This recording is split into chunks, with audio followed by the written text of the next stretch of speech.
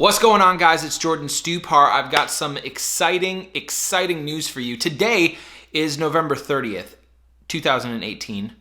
It's approximately 3:05. It's a Friday, and that means that after this weekend, on December 3rd, which is a Monday, we're going to be opening our office doors for the very first time for the Sales Domination system. It's a technology product that we built for salespeople to help save them a bunch of time and literally kill off what we know as salespeople as the CRM. And without talking too much about the CRM, what I wanted to talk about are my actual thoughts, because although the content here might not be very relevant right now, I think if we do our jobs right, we work really hard, the product is awesome, and we are successful, I think this video could be a lot of fun to go back to in 3, 4, 5, 50 years and basically figure out what was going through my head regarding starting this company. And the things that are going through my head are as follows.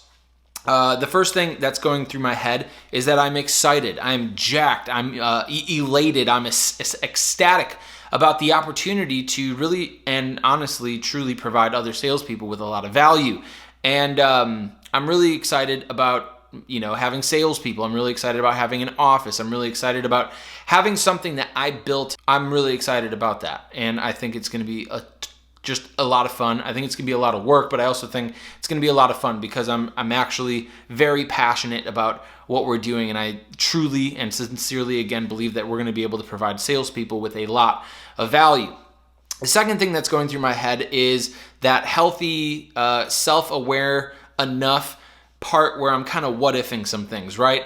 I know it's not going to be a breeze, although I'm praying that Fortune 100 companies are knocking down our door with their, corporate credit cards trying to get their users on Sales Domination system. And as much as I'm hoping and praying for, all my salespeople to just immediately get skilled up and be amazing and have customer service and just have everything go perfect, I think I'm self-aware enough and a realistic enough person to understand and realize that there is going to be challenges, bugs, problems, complaints, and I am kind of what-ifing things. What if, my sales team quits? What if nobody buys the product? What if it doesn't make any money? What if this is a failure?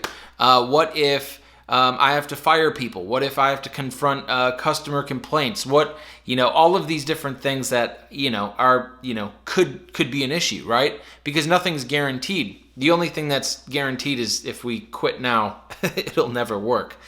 But I'm what-ifing a lot of things, and I want to let you know that I think it's healthy to what-if things. I think it's healthy to have a little bit of self-doubt. I think it's healthy to be able to really look up the mountain that you're going to climb and be a little afraid of it and respect the challenge itself. I just don't think it's healthy to allow those types of thoughts to really dominate or get in the way of being productive and being effective in actually climbing the mountain. I think being scared of the mountain is something that's completely normal. I think if your goals are big enough, they should scare you. But I also don't think that those negative feelings regarding, fear or self-doubt, I don't think that those should be the feelings or the thoughts that consume you. I think you should be consumed with positivity. I think that you should be consumed with knowing and understanding that you can't fail if you never give up. And so those are a couple of the thoughts going through my head. And I also wanted to add, and I think it's really important as employees and as people, I think what I'm looking for in hiring a sales team and any employee for our company, I really think that I'm looking at the value that you can bring. I'm not just looking for, you to find a paycheck. And I think that's probably something I have in common with every single other employer is we're looking for value. And I think that the difference being an employee my whole life, up until this point, I think that I was able to understand how to increase my own personal value. Going from making $30,000 a year to $500,000 a year as a salesperson personally, it had less to do about how much I actually worked at work. It all really had to do with how much I worked outside of work on myself, making investments in myself. And I'm not just talking about investments in myself from a financial standpoint. Obviously, yes, you have to buy a book, you have to buy a course, you have to buy access to a seminar. Sometimes you have to pay for mentorship. And obviously, yes, you can invest money in yourself. But what I'm really talking about is the time that you spend investing in yourself. What are you really doing when you're not at work? Are you going to the gym? Are you reading books? Are you going to classes, courses, seminars? Are you getting mentorship? Are you getting some type of training? What are you actually doing to increase your own value?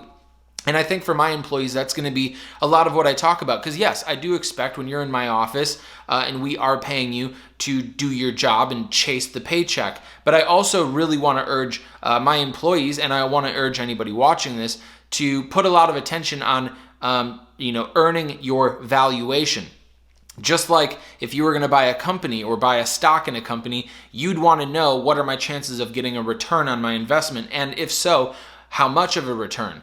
And when a company is looking at hiring you and, putting money into you, because that's what they're doing, they're giving you a paycheck, what they're really doing is giving you an investment. And what they want is a return, because they're putting up the money.